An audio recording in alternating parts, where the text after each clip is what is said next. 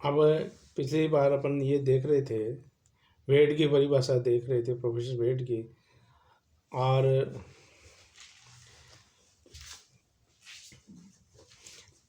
और उनकी परिभाषाओं में भी ये कहा गया कि उन्होंने परिभाषा अच्छी दी, लेकिन प्रशासनिक विधि के विषय को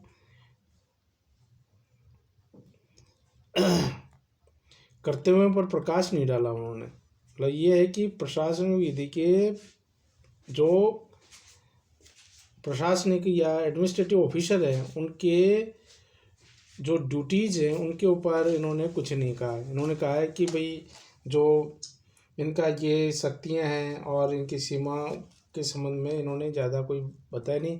और साथ ही ये भी कहा है, जो आलोचक हैं उनका मानना है कि कर्तव्यों के बारे में नहीं कहा। दूसरी बात है कि प्रक्रियात्मक तौर तरीकों का भी अनुसरण किया है इन्होंने। भाई क्या प्रोसीजर होगा इसके लिए भी कुछ नहीं बताया। और नहीं इन्होंने अधिकारियों के ड्यूटीज़ या उनके कर्तव्यों के बारे में या उनकी जिम्मेदारियों के बारे में कोई प्रकाश नहीं डाला या अपनी तरफ से उन्होंने अपनी परिभाषा में नहीं कहा। अब आगे हम अगली परिभाषा देखते हैं, तो उसमें है प्रोफेसर डायसी। उन्होंने माना है कि डायसी ने कहा है कि प्रशासनिक विधि राज्य विधि का ही एक प्रशासनिक अंग है।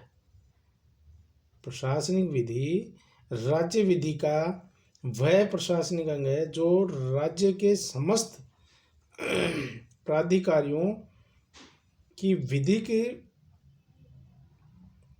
परिस्थिति या स्टेटस तथा उत्तरदायित्वों का है। साथ में उन्होंने ये भी कहा है कि राज्य के अधिकारियों के प्रति सामान्य जनता के अधिकारों तथा दायित्वों का एवं उस प्रशासनिक प्रक्रिया का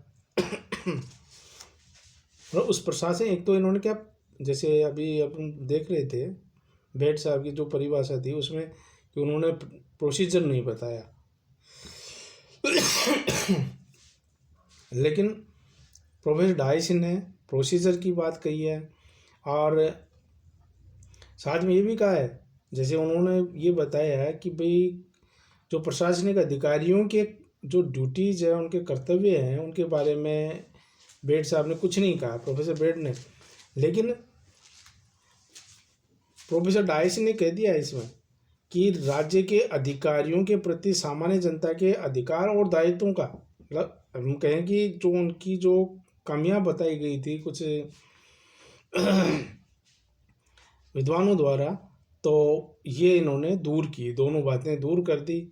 और साथ में ये भी कहा कि प्रशासनिक विधि राज्य विधि का ही एक प्रशासनिक अंग है जो राज्य के समस्त प्राधिकारियों की विधिक परिस्थिति और उत्तरदायित्वों का है।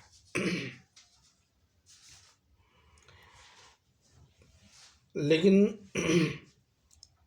आगे चल के ये बात भी आई कि प्रोफेसर डायसी की जो परिभाषा है वो भी अपने आप में एब्सोल्यूट नहीं है। और ये कहा गया कि इस परिभाषा में प्रशासनिक विधि के विभिन्न आयामों का विवरण ही प्रस्तुत नहीं किया गया। विशेषतः विभिन्न प्रशासनिक निकायों का समुचित जो स्टडी की जानी चाहिए वो भी शामिल नहीं की गई।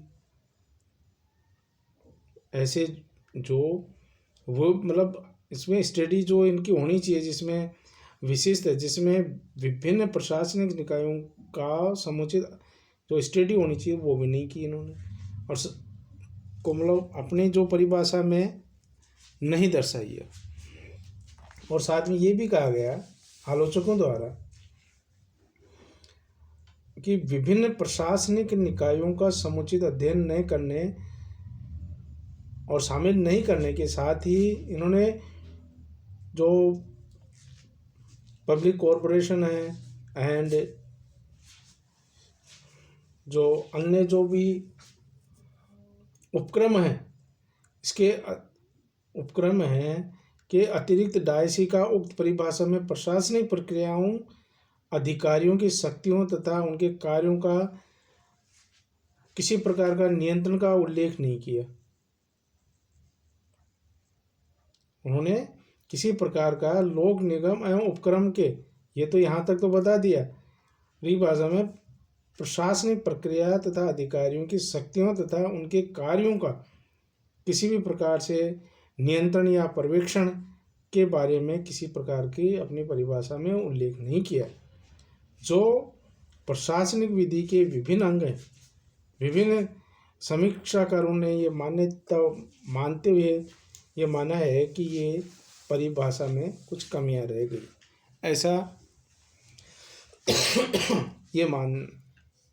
अब आगे हम परिभाषा के रूप में ही देखें तो जो डेफिनेशन की जो बात है, प्रशासनिक विधि की जो है, एडमिनिस्ट्रेटिव लॉ की जो परिभाषा है की बात है, तो प्रोफेसर केसी डेविस ने भी अपनी परिभाषा दी है और उन्होंने कहा कि प्रशासनिक विधि है, जैसा इस पद से ही लगता है, प्रशासनिक शक्तियों, प्रक्रियाओं तथा न्यायिक पुनर्विचार या कहेंगे जुडिशियल रिव्यू की विधि से संबंधित है। तो ये कहा है इन्होंने, प्रशासनिक विधि का मतलब ये है कि प्रशासनिक शक्तियों, ये तो पावर्स की होगी, प्रोसीजर की होगी और साथ में जुडिशियल रिव्यू की भी से संबंधित माना है इन्होंने। तीन बातें अपने डेफिनेशन में सम्मिलित की है। पहले तो हो गया एडमिनिस्ट्रेटिव पावर्स, दूसरा एडमिनिस्ट्रेटिव प्रोसीजर और लास्ट जुडिशियल रिव्यू की बात इन्होंने अपने डेफिनेशन में मानी है। लेकिन फिर भी जो आलोचक हैं उन्होंने कहा है कि उन्होंने लोक प्राधिकारियों के विशेष कार्यों तक ही सीमित रखा है अपना, जो उनके ये जो कानून निर्माता करते हैं या निर्माण करने वाली या लेजिस्लेशन की बात है अथवा न्याय निर्णय की शक्तियों से संबंधित है, ये कार्यपालिका अथवा प्रशासनिक कार्यों के न्यायिक पुनरावलोकन को भी सम्मिलित करती है। तो ये भी इन्होंने, ये प्रोफेसर केसी डेविस ने अपने डेफिनेशन क्लोज में रखा है।